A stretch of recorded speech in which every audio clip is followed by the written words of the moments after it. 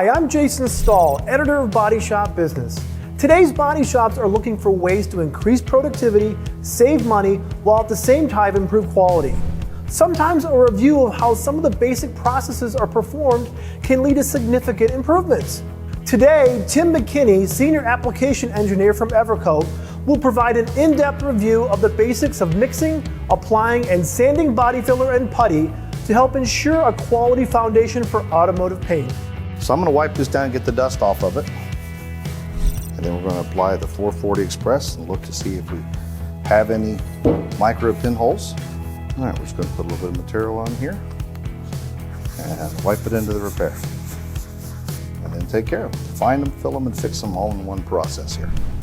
Tim, what is this product you're using right now? Oh, 440 Express. It's a micro pinhole eliminator. We brought it out some time back to deal with the micro pinholes and micro porosities on products.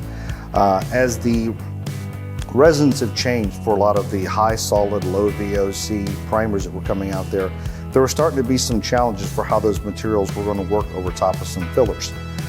So as we started hearing about these really, really small pinholes that were really hard to see, these micro pinholes, we saw that there was a need to fill that, and it actually came out of Europe. So we came up with this product, 440 Express.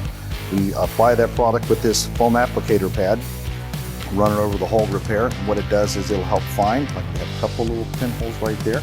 We didn't see those from before. We found them, we filled them, and we fixed them. We'd have to wait about 15 minutes to give it a light scuff with the gray scuff pad, but then after that we can take it on directly to primer. Good. So the benefit for the process is I did all my filling in one application. I blocked it one time. I didn't need a putty for the repair, and I put the 440 Express over top of it to speed up the overall process for the priming.